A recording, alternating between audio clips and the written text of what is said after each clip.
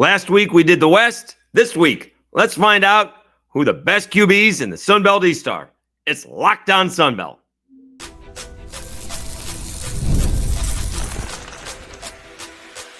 You are Locked On Sun Belt, your daily podcast on the Sun Belt Conference, part of the Locked On Podcast Network, your team every day. Hi, welcome to Locked On Sun Belt, your teams every day. I'm Dave Schultz. It was an odd beginning. Today's episode brought to you by FanDuel. Right now, new customers get $200 in bonus bets when your first $5 bet wins. All right, we'll just rank these. There are a lot more competitions in the East than in the West. I think there are like maybe two in the West, and there'll be maybe more in the East than I'm actually giving credit for. There may be one in Coastal. I'm going with not. There may be more in the East than I'm thinking. And we're going to begin with a bunch of potential. This could be, and we're going on a lot of what is potential on this list because we haven't seen a lot of these guys play, period. It's just the way that it is.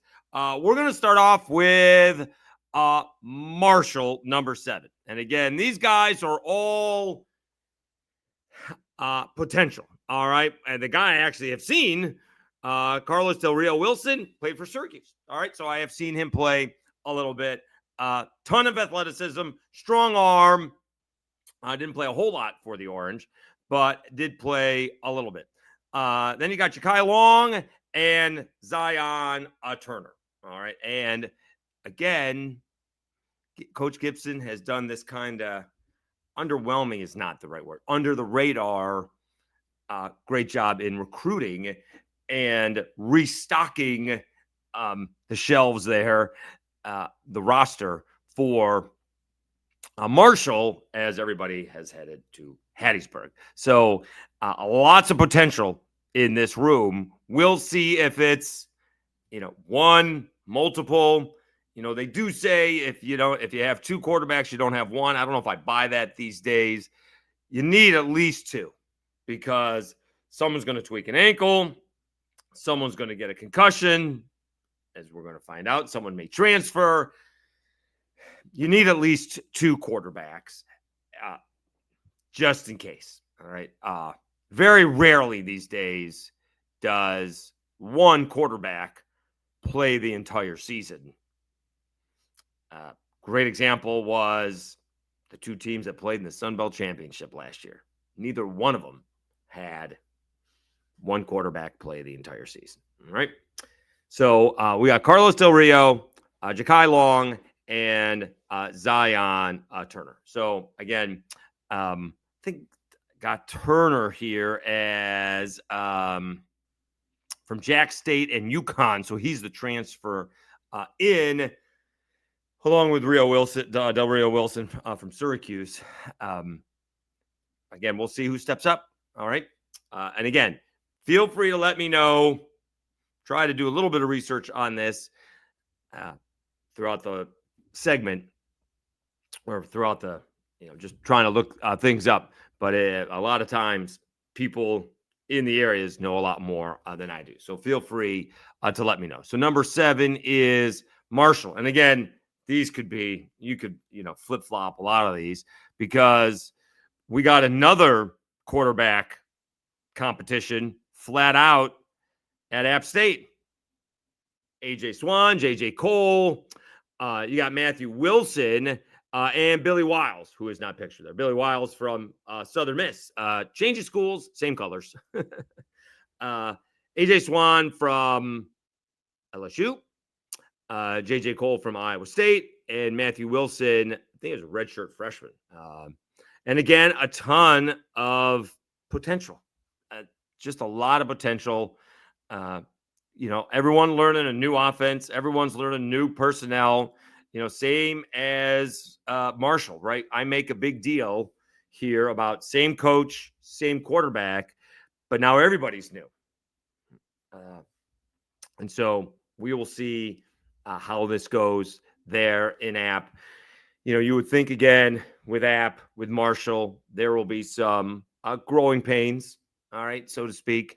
Football, it's you hear this from coaches a lot, usually when they get off to bad starts, but they don't play any exhibition games. They just go, right? Basketball usually gets an exhibition game. Baseball may have some warm-up games. Certainly, yeah. But football just kind of gets up and goes. And so you really don't know what you got until you see it. And that's why they say the biggest improvement is between week 1 and week 2, because we only know so much about our team until we see it go up against another team. I always remember it was the first week. It was actually South Alabama, Kane Wommack, going up against Will Hall and Southern Miss.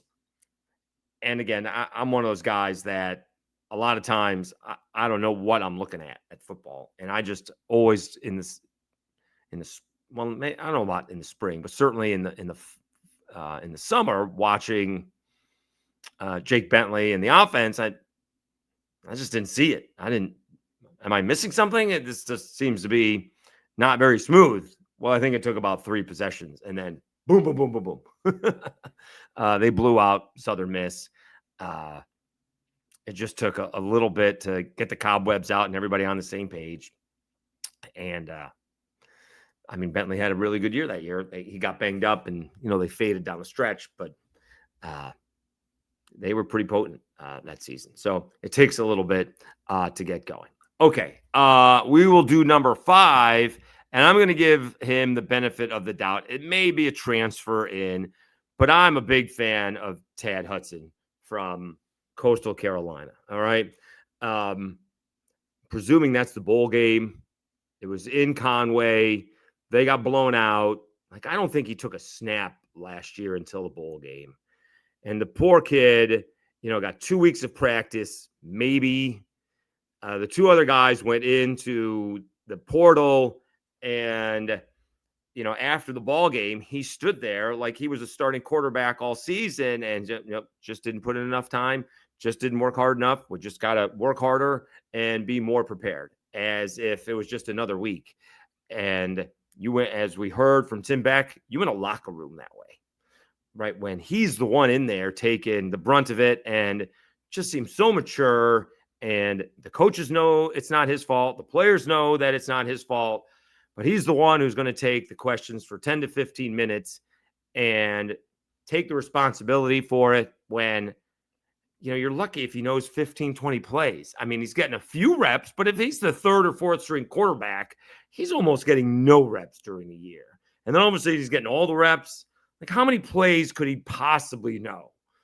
Right? They don't have a 50 play. They don't have 50 plays for him in one game, right? You're hoping that he can throw an out, a slant, and a go, so, and then reverse it. So, maybe they had 15 or 20 plays for him. And I'm a big fan. I presume, could be wrong, that it's going to be his job to lose. Someone please fill me in. So impressed with him. And we will go with Tad Hudson, number 5. Again, lots of potential, and impressed that he stayed. Again, I would think it's his job to lose. If someone played immensely better than he did, we'll find out. But Tim Beck, Tim Beck's always going to have a special place in his heart for Tad Hudson for the rest of Tad Hudson's life, because that he stood in there and took the shellacking when, for the lack of a better phrase, the other guys quit. All right. And Tad Hudson took the brunt of it and, stood up there like a man and answered questions that he had no business needing to answer. No, I'm a big fan of Tad Hudson. And so I got him as number 5. Again, you may switch all 3 of these because it's just a bunch of potential, and haven't seen outside of the bowl game and watching Carlos Del-Rio Wilson play a little bit for Cuse. I haven't watched any of these guys very much. Going by a potential. That's why we got him 5, 6, 7. And again, I think you could interchange all of them. All right, we will come back and do the guys. Can these guys step up? Maybe instead of step up, can they be more consistent? That would have been a better headline there in this segment. We'll do that after I tell you about FanDuel.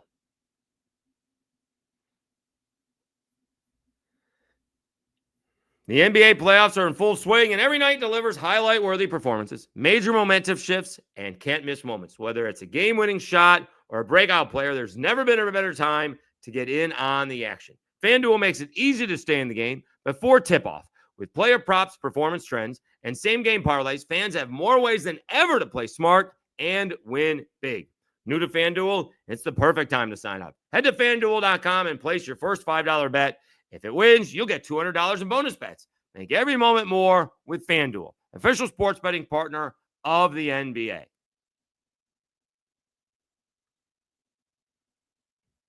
All right, Dave Schultz, Locked On Sunbelt, your teams every day. All right, back to the ranking of the Sunbelt East quarterbacks. And I guess we're going to do two here. And when you know it, they are the Georgias. All right. And I did have to look up on how to pronounce the young man's name.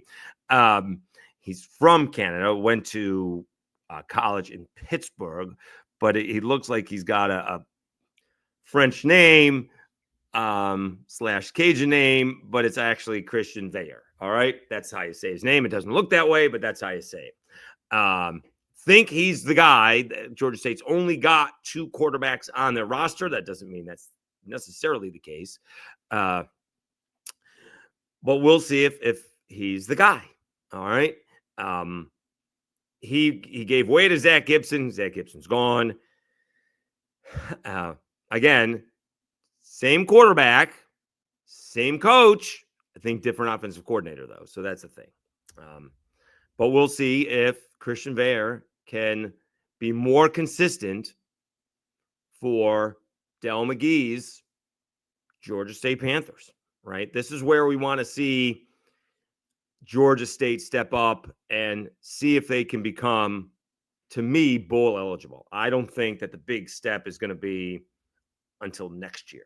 That's what I think. Kind of where we saw the Butch Jones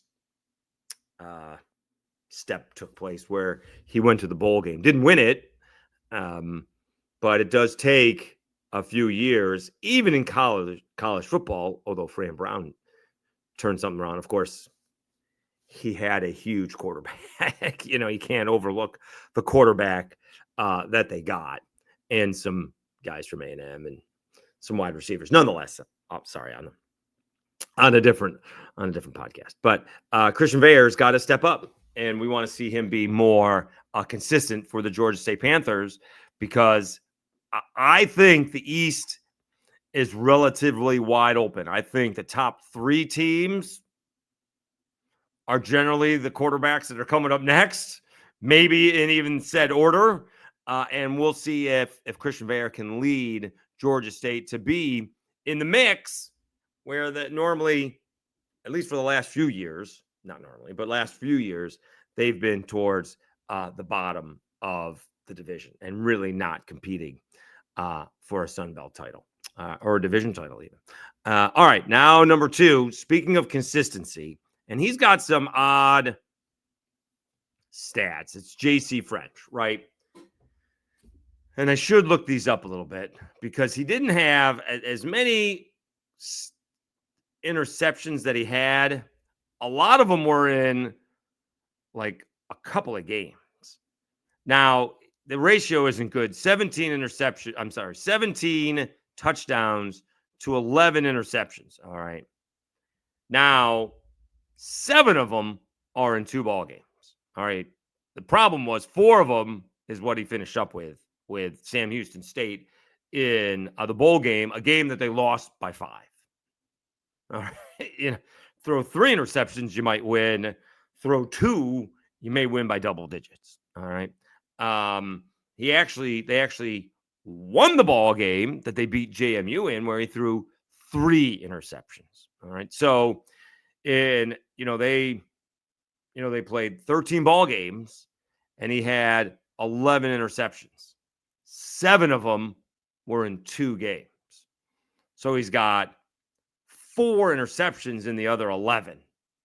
that's not bad, right? That's not awful. In fact, that's pretty good if you think about it. So we want to keep those interceptions down and see if JC French can take that to the next level to where Georgia Southern is competing for that Sun Belt East title. I mean, I think it is up for grabs for what we've seen from the last few years. That's what I believe. And I think between Christian Veyer and JC French, it'll be interesting to see who becomes the more consistent quarterback. Not to where we're Jalen Rayner just yet, consistently great quarterback. Just looking for more consistent play. I'm looking for him to be consistently great. And I think there's a difference. I want these guys to be consistently good. Taking it one step at a time. But that's the way, to me, that's the way I'm looking at it. All right. Let's take another timeout. We'll come back. We'll wrap it up. I don't think, well, again, I think that our number 2 quarterback is a lot on potential.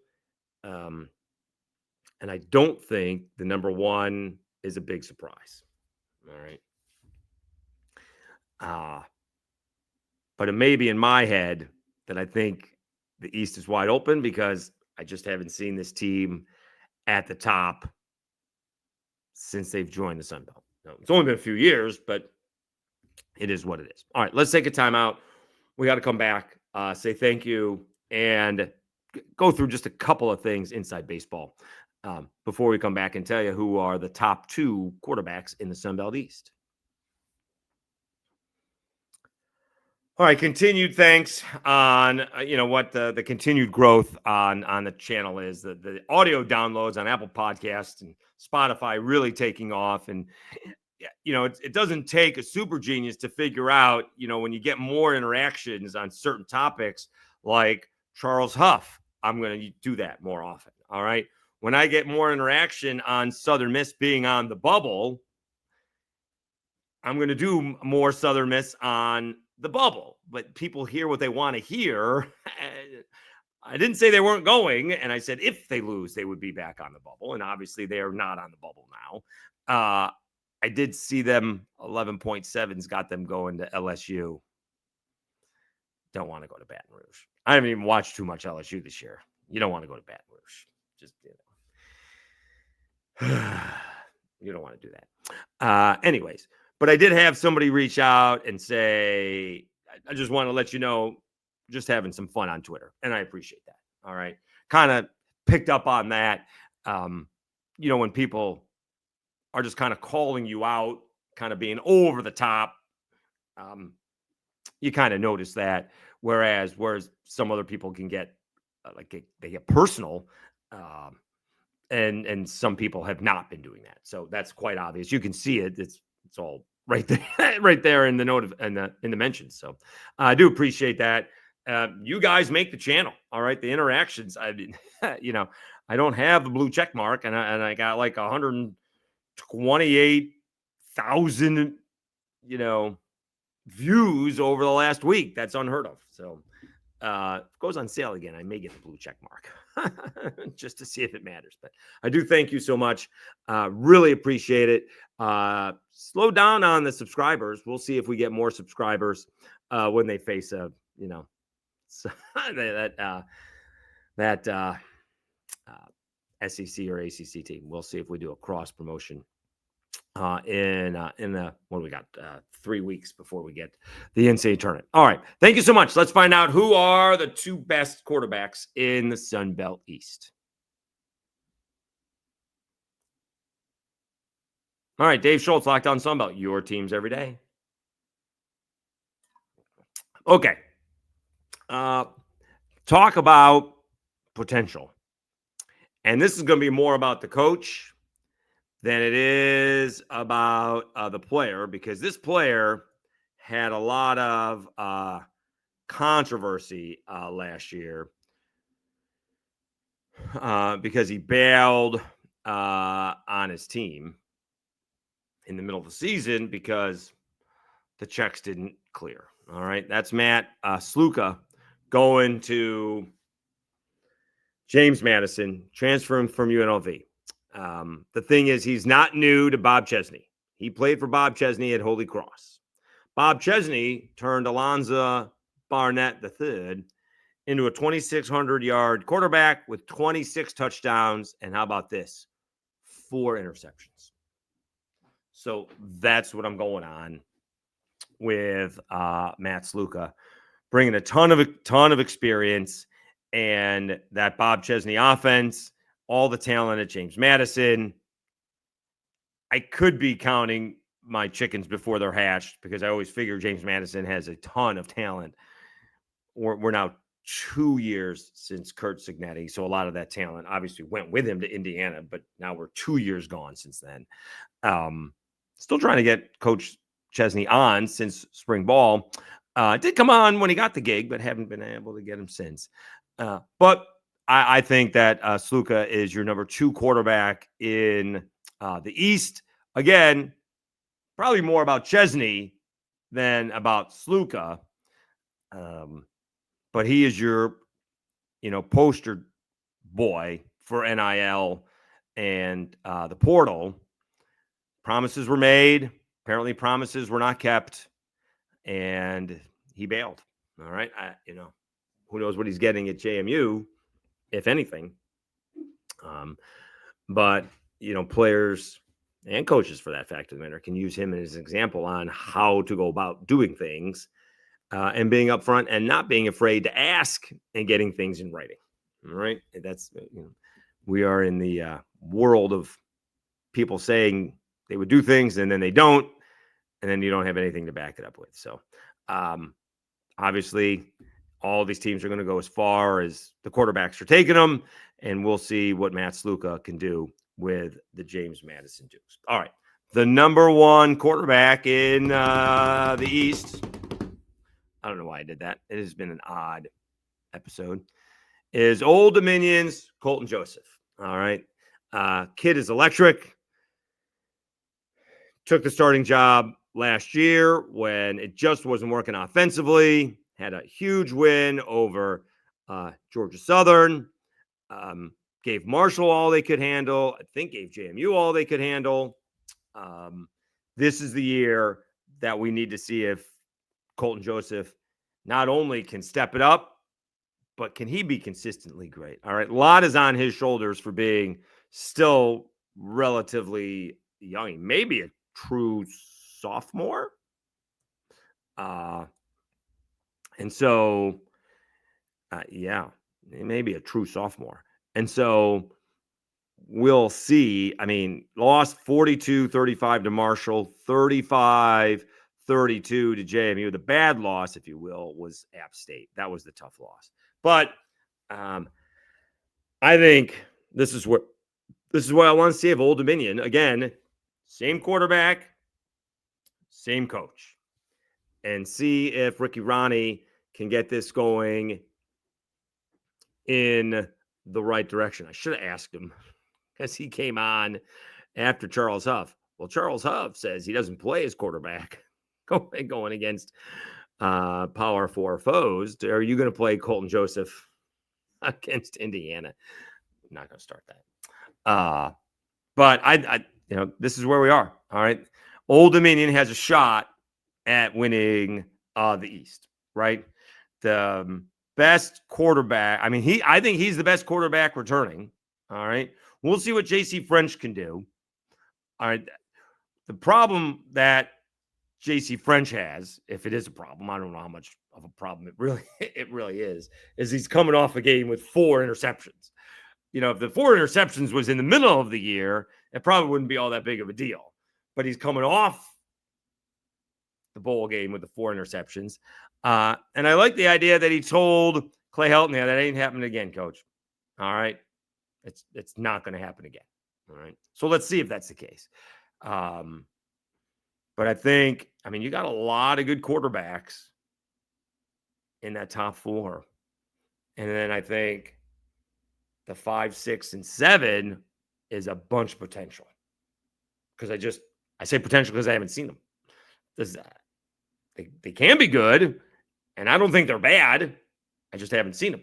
We saw Tad Hudson against, in the bowl game, which was at home, which is interesting.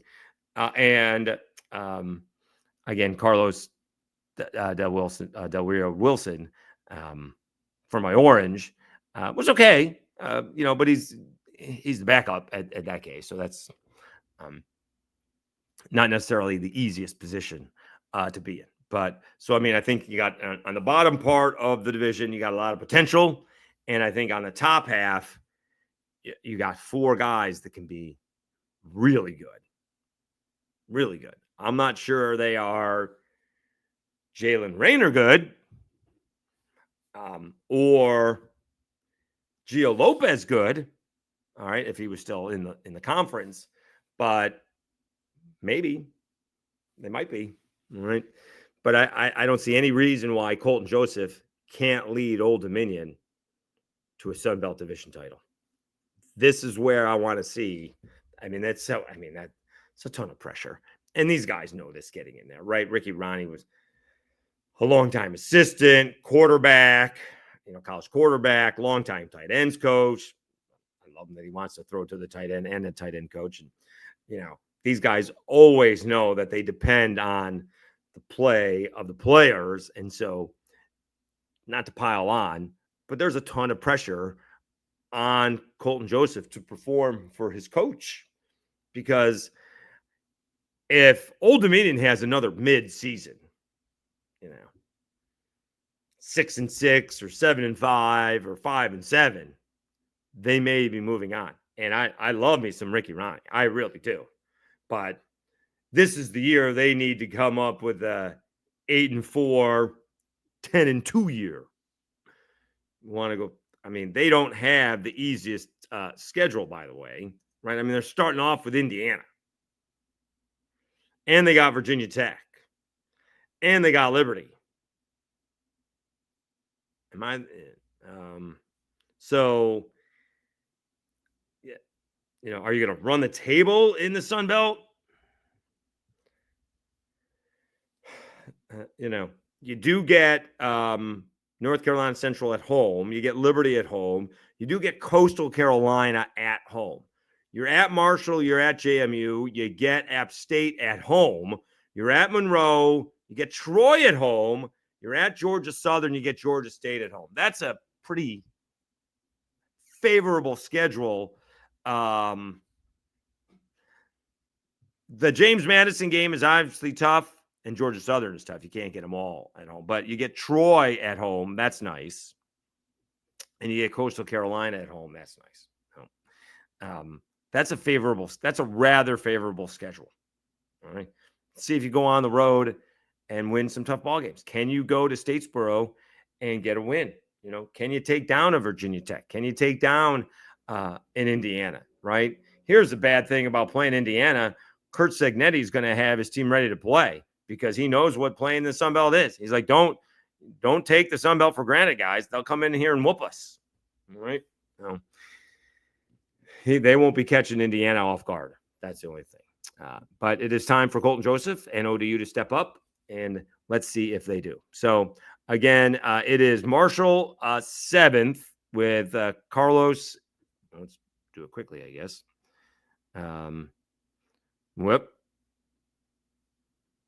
There you go. Carlos Del Wilson, Jacques Long, and Zion Turner. App State's AJ Swan, JJ Cole, Matthew Wilson, and Billy Wiles. Number 5 is Tad Hudson from Coastal Carolina, although he may have some competition there. Christian Veyer from Georgia State's number 4. Number 3 is JC French. Number 2 is Matt Sluka, JMU. And heading into the fall, your number 1 quarterback in the Sun Belt East is Colton Joseph of the ODU Monarchs. All right. Thank you so much for tuning in. We will come back tomorrow and full preview of the final regular season series of the Sun Belt. I actually got a big ball game going on right now, sort of paying attention to it, and it's looking good for the Northeastern Huskies, leading UConn 6-1. Schultz, why are you paying attention to that ball game outside of that your buddy Mike Glavin is the manager of Northeastern. Well, guess who's 29th in RPI?